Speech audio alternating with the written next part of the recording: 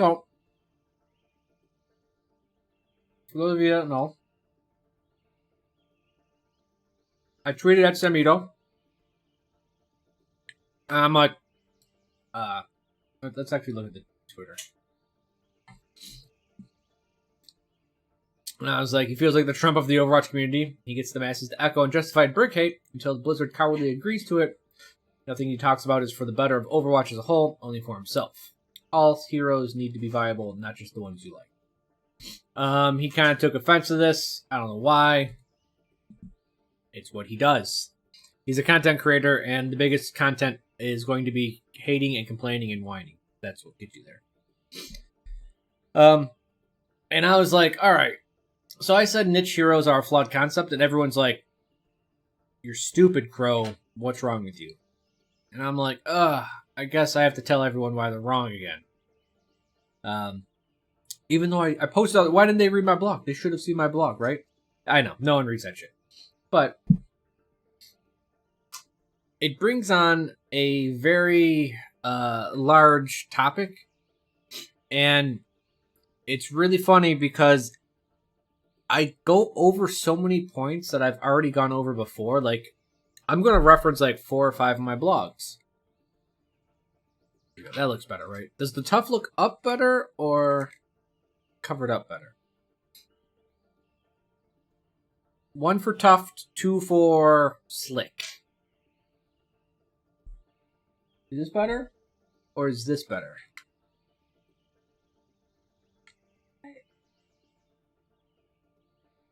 I mean, you have your tough and there's a red.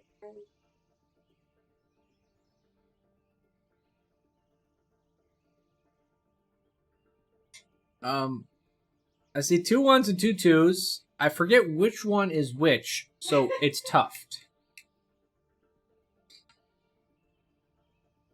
Less tension on hair. You know what, Meadow? That's a good point. That's a very realistic point.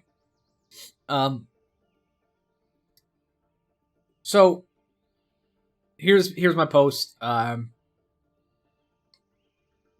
just gonna start it. It's on my blog. You can do a Bing blog, and you can get to it. It's at the top. I plan to have more. I'm kind of stuck in like 3 different blog post modes right now. So, but thank you, Riptide. And I was like, so people can read this, but what I do on the video is I kind of explain things a little bit more because it's easier to explain it verbally than with words. Words are difficult, and I probably need to fix up this post even more. I didn't really have it. I had Mag look at it and a friend look at it, and I kind of cleaned it up, but probably needs more cleaning up. Either way, let's start this. It's called On Brigitte and Meta. A single tweet is all it took for me to remind her that most of the community, or at least the vocal ones, don't know some of the inherent flaws in Overwatch. I posted my thoughts on this blog before highlighting the issues with niche heroes and the concept of counters. So if you want to click on this, look at that. That's my other post. Have fun reading that, boys. If you don't want to read it, the long and short of it is that if a hero is too strong in their niche, it will feel overpowered and broken. This is how Overwatch was at first, or I thought of it. You're required to go a specific answer, a counter, to deal with a specific strength. This type of gameplay, and we saw this in Overwatch at the start, right? There were, I would actually say Junkrat, when he had no fall-off damage on concussive mines, fell into this category, where like if you're indoors, in close range, and there was a Junkrat, you were dead. Like, he excelled immensely at his role at that point in time. And it didn't feel fun, so they started nerfing him, which is fine. I get it. This type of gameplay feels unfair because it wasn't execution that defeated you. It was someone making a choice. The root of this issue is that when a hero has an advantage over another, it is inherently skillless. You did nothing to earn that advantage outside of selecting a hero. Right? So if you ever say, hey, Winston has an advantage over Genji, what did you actually do? Nothing. Whenever you pick a hero that has an advantage over another, it's inherently weaker, which means you didn't do shit for it. It means it just came naturally. You got it for free. I'm not saying there's no execution on it, but the ease of execution is always on the lower skilled hero beating the higher skilled hero. It's essentially easier to play Winston into the Genji, Pharah into the Junkrat, and McCree into Tracer. This is how Overwatch and role-based games work, but in an FPS, you want there to be more execution involved. Here's my first blog post from 2017 calling out why Overwatch was created this way and in better detail. This blog post, if you want to know why Overwatch was designed the way it was, first, I probably used the wrong inherited. I apologize. I'll have to go fix that. This basically calls out why Overwatch was designed the way it was, and like it's clearly designed to be a little bit easier. It's designed to get new players into FPSs, and the whole counter thing is for a lower skilled ceiling or floor, whatever you want to say, hero to take out a higher one. That is the core of Overwatch. If you don't agree with what I just said, then you do not agree with what Overwatch has been developed. Since we don't want a hero overpowered in a role, the developers lower their strength, so it's only an advantage in their niche.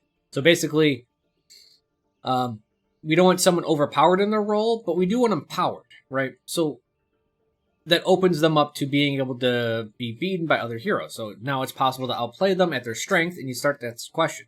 If a hero has to limit themselves to a specific strategy and or location, and can still be outplayed in their niche, why pick that hero at all? This is every specialist in Overwatch. Torb, Sim, Junkrat, Bastion, maybe Pharah to an extent, not so much, but maybe a little bit. All of these specialists, yeah, they're cool, they're good in their role. But if you get good at a generalist, you can beat them. At that point, there's no point in playing. This issue is compounded when you see that specialists have more obvious and harder counters, opening them up to easier strategies and more of them. So even if you run someone that's a specialist and you're in their specialist area, well, the problem is that now they can either A, avoid that, or B, they know exactly what you're going to do and where you're going to do it, so they can do a lot more things against it. Essentially, if you pick a far left thing, there's a lot more things that can be done against you than picking something in like a generalist spot. We saw this exact issue in Overwatch with the transition away from specialists with heroes such as Bastion, Torb, Sim, and Junkrat. This is why at the highest level play, where we're most concerned about this, the heroes were very rarely used. So do niche answers have to do with Brigitte.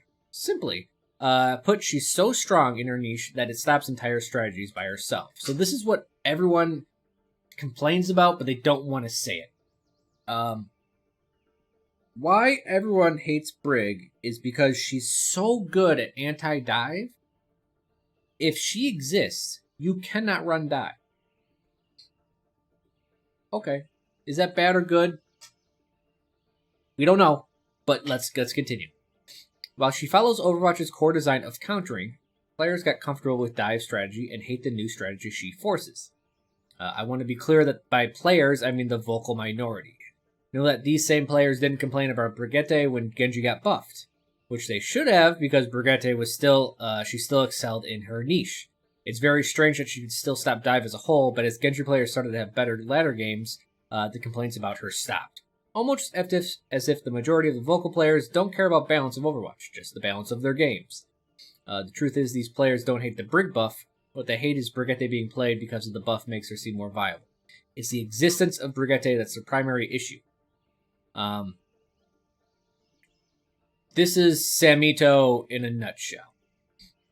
He's more or less a one-trick. I don't want to call him that, really, because he plays flankers, but at the same time, he plays a specific role, and things that are good against the role he's upset about, and therefore he complains about it, and since all the other players, some players agree with him, so they just yell about it.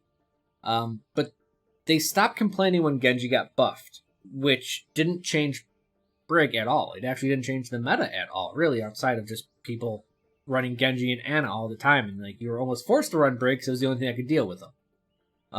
But it wasn't about what's best for the game, right? They just wanted easy games and to have fun and be overpowered. If they really thought what was best for the game, they would have been like, all right, Genji's a bit strong, do something about him. But they didn't. And they're like, Brig players, you can get better. Yeah, so that's where that's at.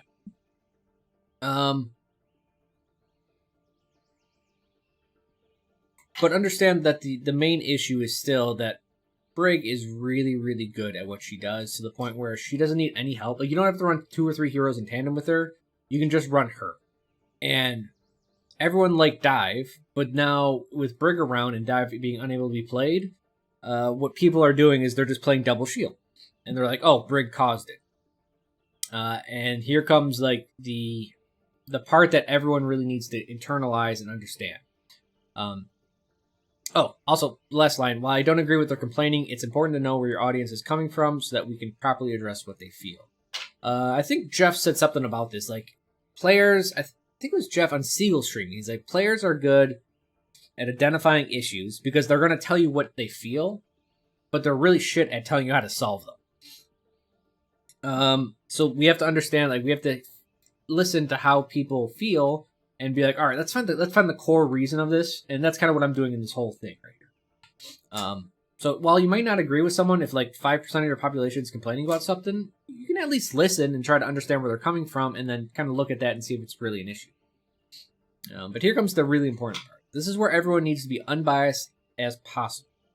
It doesn't matter if it's Brig, Genji, Dive, Double Shield, or Goats. Players will always get upset if they're forced to pick a strategy that doesn't fit their own style or what they believe the answer to be. Now, answer I use as a different term towards meta. And I say, this is why I disagree with the Brig crowds, hate crowds so much. If Dive is done for, and you're forced to play Double Shield, so what? From the view of players who want to play Double Shield, wasn't being forced to play Dive just as bad. This is just the whole shoes on the other foot deal. People are upset that Brig removed Dive, and they're saying Dive is better than Double Shield. Well, who the fuck says so? Why is what they say right and what other people say wrong? And we'll go to it after this for a little bit. Jeff Kaplan talks about a little bit to this point himself in this article. If people want to read it, it's a Kotaku article, and it talks about how Jeff Kaplan talks about meta. But he says, and I quote, players will always want to play optimally. That means that either Blizzard will have to put in some arbitrary system that forces the meta to change, or rebalance the game with the idea of changing the meta. And this is where Jeff also said, he's like, I don't feel like changing the meta just to change the meta. What Jeff was speaking about is conceptually identical to the recent tweet, and this is where Samito's like, you're stupid, you don't know what you're talking about. And I'm like, no, actually, you don't know what you're talking about. I got called out about balance, and he stated, this is what Samito said, to also say that every hero needs to be equally viable is not true or doable. And how is this identical to this? Well, if we decide who is and who is not viable, then we're just deciding what is optimal. Notice that we're in the same spot as before and have to ask, why is it that what you want has to be viable and what everyone else wants designed not to be viable? In the end, we're just taking turns with the buff and nerf hammer, which solves nothing. This is why I believe, so I'll just stop here. Does everyone kind of understand this point? All it's saying is, if you're saying a strategy is better than another one, why? That's all there is to it. You can't just be like, Dive is better than Double Shield. And you're like, well, I have 10 people that agree with me, therefore I'm right. That doesn't really hold much water. And this is also why I believe Blizzard was so content with keeping Goats around. It was more about picking your poison than anything else. Blizzard has data that Goats wasn't meta at the lower ranks and only affected the top ranks. Well, you'll always have meta anyways, so why pick a side? This is huge. This is, when I really think about it, as a developer, if you're going to always find a final answer to whatever game I create, which isn't true, but let's just say it's true. If you're always going to find an answer, why the fuck do I care what answer it is? It doesn't matter. It could be, the answer could be, oh, look. It could be this Monkey D. Luffy One Piece coaster. But if these are the two options in my game, as a developer, I don't care. Like, one's going to be better than the other, and if you pick this one or you pick this one, it doesn't matter. Strategy is strategy. That's all that matters. And for vocal people to be like, but I have more people on my side, therefore, I'm right. Well, let's actually kind of like think about that. So Blizzard, I actually understand him. Him as in Blizzard's a fucking sentient being. I understand Blizzard and the developers. Why, as much as I yelled at them about having goats stuck around for so long and balance changes not being there, the data is that they said outside of GM, goats doesn't happen. So all the people complaining about goats was at Grandmaster and above, which they're going to complain about whatever the meta is.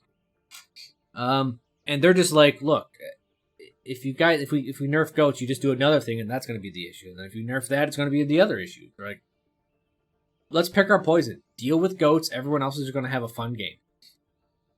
I kind of get that now. I empathize with Jeff and them now with goats. It's funny when I started writing this, I think back and I'm like, you know what? I really gave him shit for goats, and now that I'm thinking about it, I'm like, yeah, he's just like, I bet Jeff came in, he's like, man, it doesn't matter what I do, people are gonna bitch at me. At least people like goats, kinda. They like the intricacy of it. Cool. Hey, that's great. Like, whatever. Like, people are gonna be bitching no matter what. If we start asking what makes something right and another wrong, you'll often hear fun thrown around. Fun is a problematic word since it's extremely subjective. Even if we went off of fun, then who do we listen to? If we take all of the players above 3500 SR where Brigitte is supposedly affecting the game, it would only account for 3% of the total population of Overwatch and what they believe fun is, and we can see it on this one. This is where Jeff actually posted it. This is the tier distribution. If you're like, hey, and I'm going to say this is pretty much doubtful, if you say everyone, Master and Grandmaster, agrees with you, which is not possible. You can't fucking get 3 people to agree on like a pizza, let alone the people are going to agree on a meta when you have this many, like 4% of the population. It's only 4% of the population that agrees with you. That's 96% that don't. Which is pretty intense. So you can't just go with what is fun or what the vocal minorities are speaking of. What is ironic is seeing that fun takes a backseat to winning with competitive gaming at the highest levels. What's ironic is seeing that fun takes a backseat with winning in competitive games at the highest levels. So people that are like, hey, this game isn't fun, and I just be like, it's Grandmaster, it's competitive, it's not meant to be fun. You're supposed to win. Usually that's the case. Especially at Overwatch League levels, that's what it is. So I'm like, so let's cut to the chase and get to the actual issue. The real question isn't whose answer is correct or what is meta. It's how can we allow multiple answers to exist and stop a single dominant answer. This is what we have to actually address. We have to stop saying, nerf Brig, so I don't see her anymore and I can play dive, because that's not the right answer. Normally, what people refer to right after this is what I kind of address right away is people often say map. What about maps? The community asks. This doesn't matter too much either. We still fall into the same dilemma where offense has to run X and defense has to run Y. Players shouldn't enter a game, see a map, and say it's Nambani, we have to run dive, they run bunker, and it's about who executes the answer better. The talk should be more about what their skill set is and how to make it work instead of a preloaded answer. There is no difference between picked bans, hero pools, and meta if we're forced to play a specific way on each map. Even if it's different on each map, it's still not true diversity. Basically, if I have to play Junkrat and Anubis, you might as well block out all the other heroes and play hero pool, right? Or you might as well block out all the other heroes and do bans and picks. If you're forced, basically, if a specialist is forced on a map, then it gets banned out. And if it doesn't get banned out, well, then something else does, and you just play the other meta. The truth is, as long as you end up as an answer, people are going to complain. So instead of finding like trying to find what an answer everyone agrees on, which you're never going to do, let's find a way for there to be multiple answers. And some say, oh, where does this leave us at the end of the day?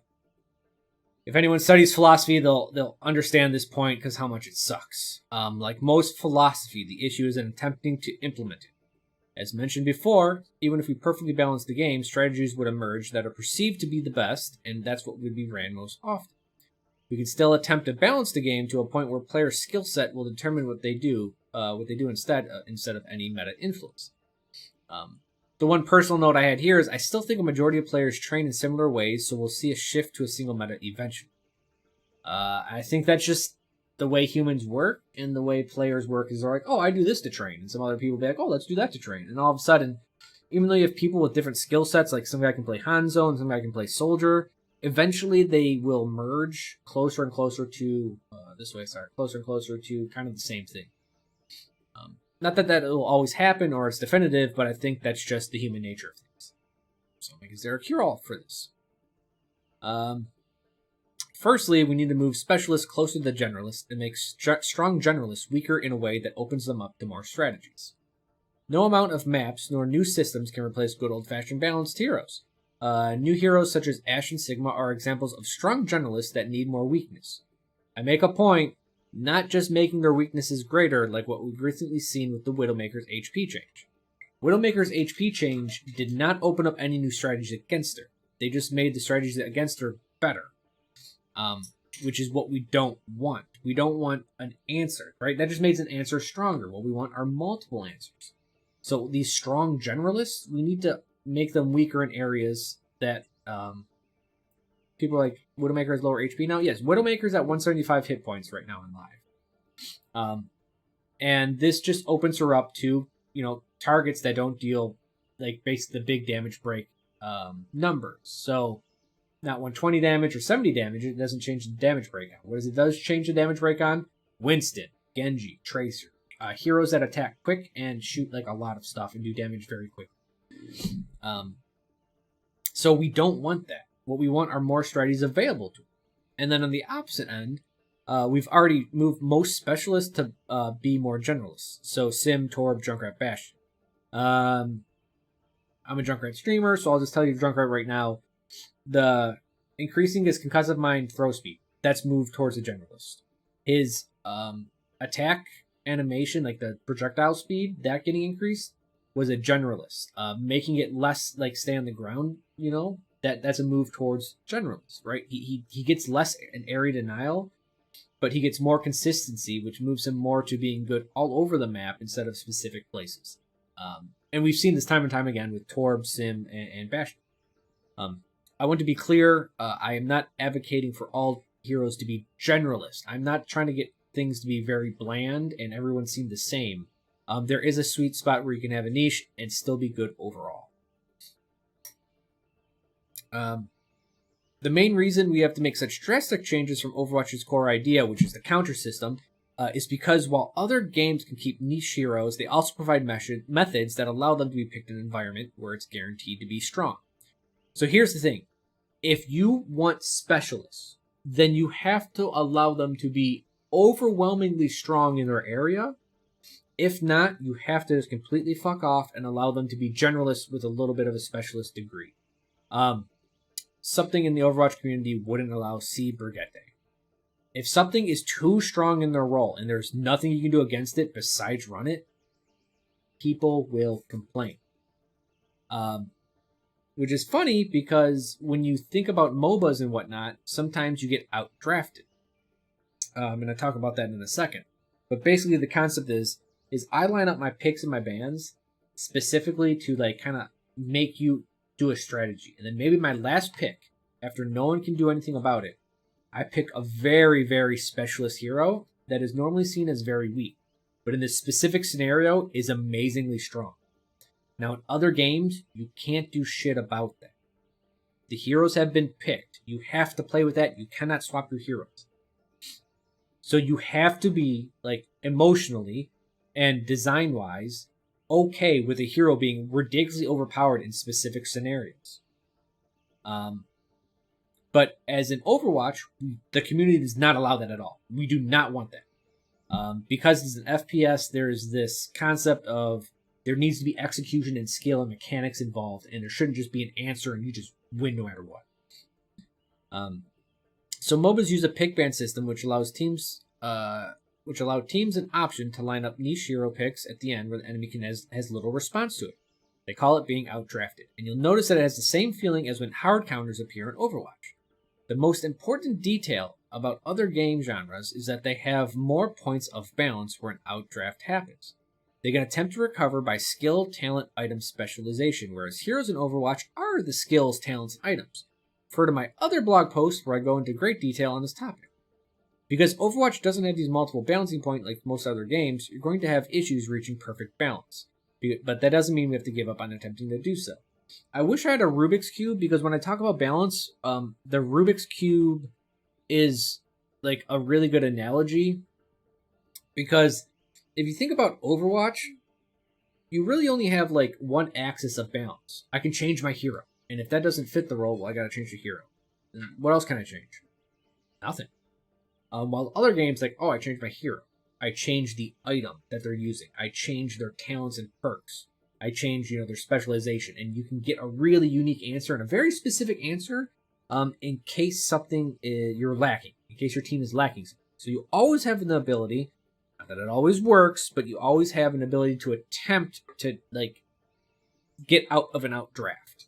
At the highest levels, this actually rarely happens because, they take, you give them an inch, they take a mile. Professionals will always be like leverage every little thing they get, and so it's hard to specialize out of that with items, perks, and talents. But again, this is why I don't support the pick and ban system. Overwatch, the heroes are everything. It's meant to be simplistic. It's meant to be just an answer. You're like, oh, I don't like this answer. Put it down. Oh, I got this one. Put it down. I got this one. There's very little moving parts, which is good for new players coming into the genre, which supports my first post where I was like, hey, Overwatch is meant for new people. Subpoint, this is why I really like this post that I made, because it brings like 3 years of blogs posts together, and it kind of unites them, which it's cool to see that. Like my train of thought has been on the same ever since. Yeah, so just because it's difficult doesn't mean we don't do it. As my current boss tells me, he says, Chro, it's fucking amazing how much in a professional environment people will admit they suck at their job. And what he means by that is we'll get into let's say I have a talk with another team, and they're just like, oh, we can do that, but that's hard. What you're saying is yeah, we can do that, but I'm bad at my job, so we're not going to do that. When Blizzard says balancing is hard, that's all I hear. They're just like, yeah, Chro, we could do that, but that's difficult, and we're not that good, so we don't do it. Sometimes it's amazing how often people will tell you to their face, they're like, yeah, I suck at my job, we can't do that. So that's how I kind of feel about this right now. The second answer is difficult and incomplete. And I don't have all the details on this one, and this is kind of where, like, I know I joke that I'm the humblest person in the world. Obviously, because you can't be humble and say that. That's the fucking joke, guys. But I'm humbled to say I think I know what's wrong, but I will tell you up front, I don't have an answer for it right now. In fact, I was working on a blog post 2 weeks ago when I first started thinking about this, and when I wrote this one, I was like, this is actually how to deal with meta. So the second answer is difficult and incomplete, but for what I've played and what I've researched in other games is that deception is needed in Overwatch. Games with incomplete information, such as StarCraft Brood War, have a natural cycle of meta. This happens in a macro and micro sense, meaning it happens in a best of 3, so like mind games between 2 people. It happens in a bigger scene, like an overall tournament. So if there's a tournament that goes 3 months, you'll see meta go up and down, and it'll do weird things. And even larger than that, the latter. A simplistic view of the cycle is that when a counter is found for a specific strategy, it becomes less viable. But at a certain point, it becomes so rare and forgotten that it can work because it's unexpected. This can only happen in an environment where there is incomplete information, or where incomplete information is natural, and strangely enough, it happens to line up with games where AI has a difficult time keeping. So AlphaGo, so the bot that can play Go, or the bot that can play chess. It can see all the pieces at once, and it can do all these calculations and figure things out and make really good guesses. They tried to make an AI for StarCraft, and it didn't take off, but they did play it against, it's called Alpha Star, and they did play it against a couple pros.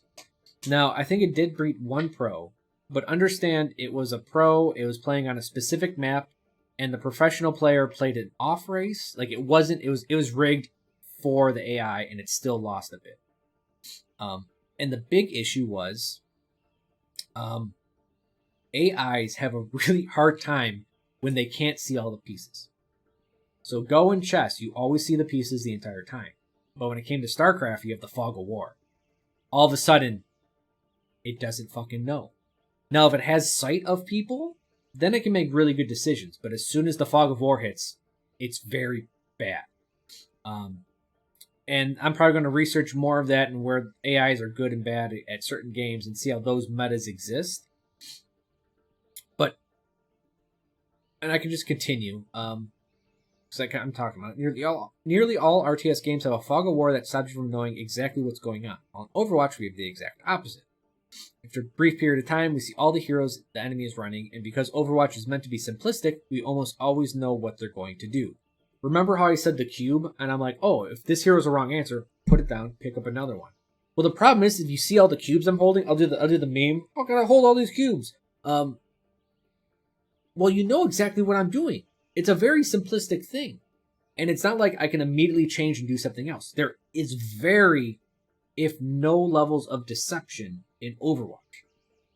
And I say it's not like you do something crazy with Widowmaker. You're going to get shot in the head. Maybe from the side, but that's about it. Same can be said for most other heroes. There's very few surprising things you can do in a game that once you have all the pieces of information in front of you. Deception is needed so that essentially meta can rotate. But as long as everyone has all the information, I don't think you can ever not have a single answer. If you always provide all the information forward and it's an environment where they can't do anything. So while you can change heroes in Overwatch, you can't change them once the teams clash. As soon as you attack, you're in that strategy. Like, you can die and change, but other than that, like, you're stuck with it. Yeah, you can go to spawn and change, but then they just see that new hand, and they're just like, oh, this is what you're going to do, and we're going to adapt to it. It's not like Widowmaker can all of a sudden get airdropped from a dropship from the fog of war, and she's behind you, and she shoots you in the back of the head, right? There's nothing deceptive about the game. As of now, I only have a few ways of introducing deception into Overwatch. The first and most obvious is to get rid of the heroes on the score screen. The second, because that shouldn't be there. To be perfectly honest, I don't believe that should be there. The second is to have fully covered flanks with multiple exits on more maps. Currently, most maps have an open and closed flank on each point. The far flank is often open, while the closed flank is closed. While the open flank has some cover, it often allows you moments to see the enemy so you know what's going on. I believe this was introduced to give longer-range heroes opportunities and to keep the game's theme of simplicity going to help lower-level players be less surprised by flanks. There are fears that this may make all maps feel the same, but most maps already follow the themes as stated above, so it's not a huge concern. I will go into map design in a future post. So I can actually... here, we'll pull up King's Row.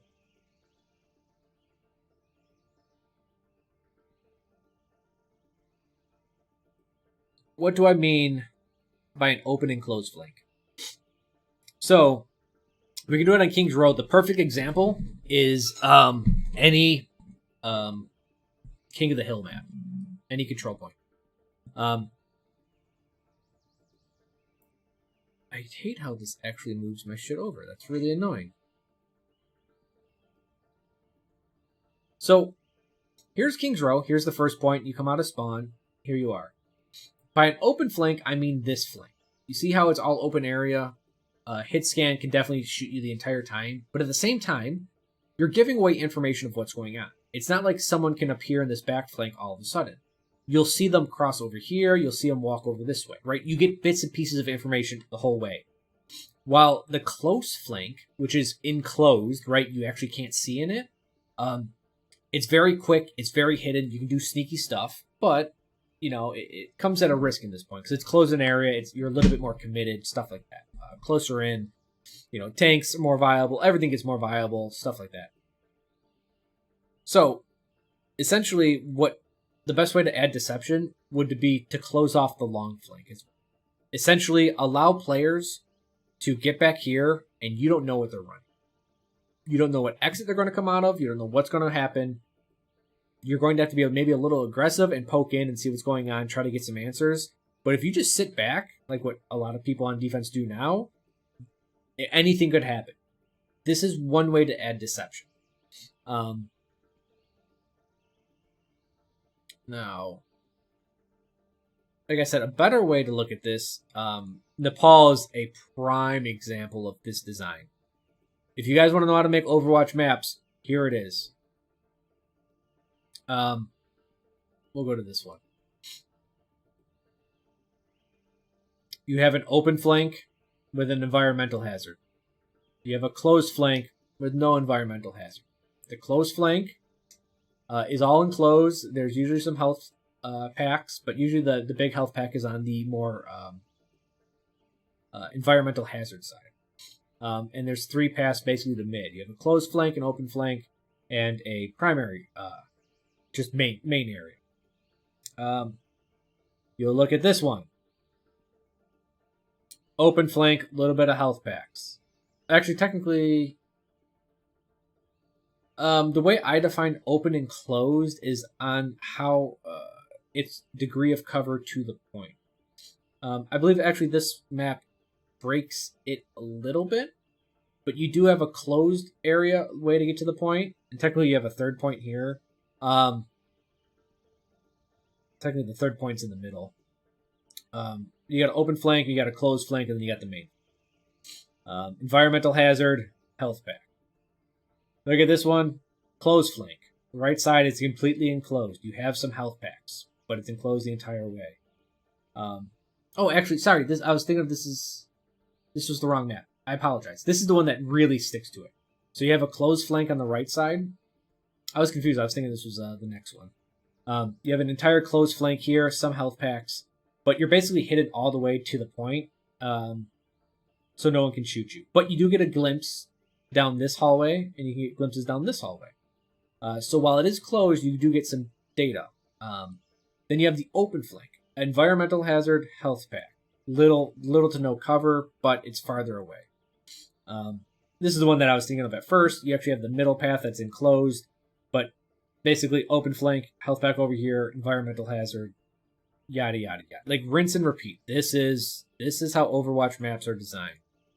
You don't believe me? Here's Oasis.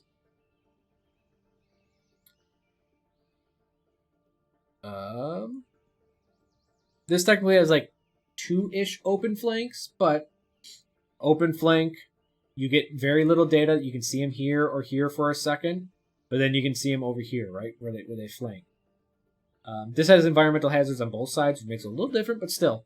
Closed flank, open flank, health pack, environmental hazard. Library over here. I don't like this picture viewer. This is very annoying that it keeps on changing this. So if you look at this over here, I'll move it over here, and then I gotta redo it. Right, library, closed flank, but you get bits of pieces of information. It's not fully enclosed. Environmental hazard on the one side with a health pack.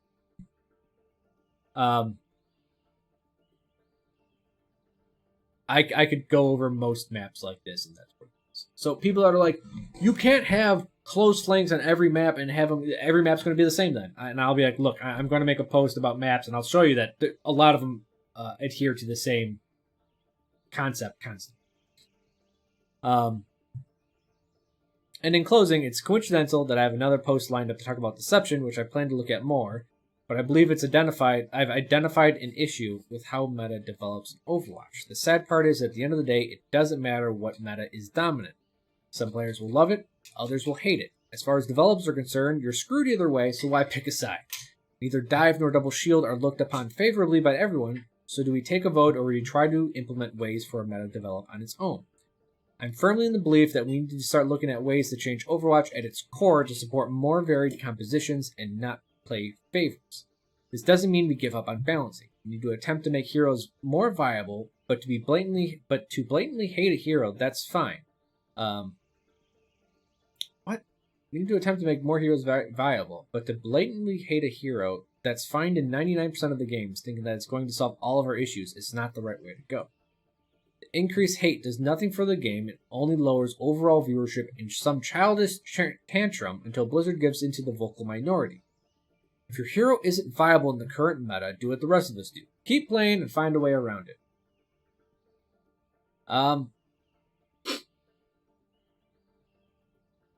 Spaghetti says, I think Anubis would be a good example. Second point. Yeah, Spaghetti, the map design, I'll go over it later. Like all of Overwatch does that. 2017, it's been that long. My first post, yes, it was in 2017.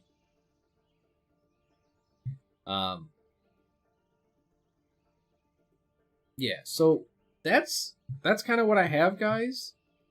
Let me change his filter.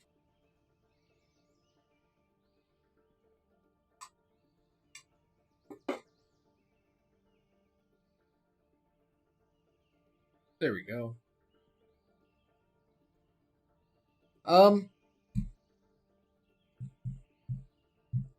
That's it. I mean, the sad part is again, I don't give like a direct answer on what to do. I kind of do, but the truth is the Brig hate has nothing to do with, or the Brig hate, the hate for the Brig buff has nothing to do with the buff. It has completely to do with hating Brig.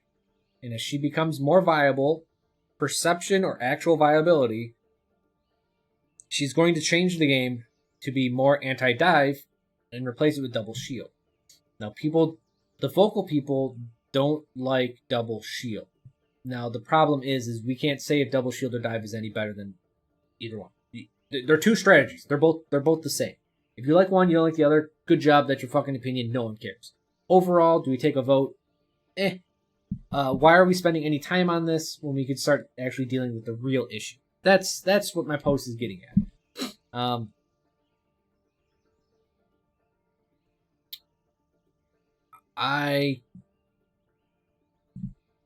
I'm not sure where to go like from here. I just know that we do need more deception in Overwatch to really fix the game. And outside of what I've described, I don't know what to add to it yet. But I will. I'm going to be researching that. I'm going to be looking into it. I'll start figuring it out. I'll see what I can think of, and I'll tell people. But maps are a big part, but they have to support maps. We want map diversity not to allow different strategies. What we need is map diversity to allow multiple strategies. That's the key difference. When people mostly complain about map and say map should be allowed for different strats, they just say, hey, just change what's dominant on which map. That's fine. And I don't want to do that. I don't want any one answer. I want, essentially, ideally, pie in the sky, I want medalist. Difficult to get to. But I do think it's possible. Yeah, so that's why niche heroes suck. It's why they're a flawed concept. It's a lot of words that I'm looking at to say why everyone else is wrong. But at least I put it into words, so if people want to say I'm wrong, fucking A, just correct me. Great, that's great. Then we both get better. I'm fine with being wrong as long as you tell me why, because then I'm like, all right, sweet. And we can understand Overwatch better and gaming better, and we can start making a better game.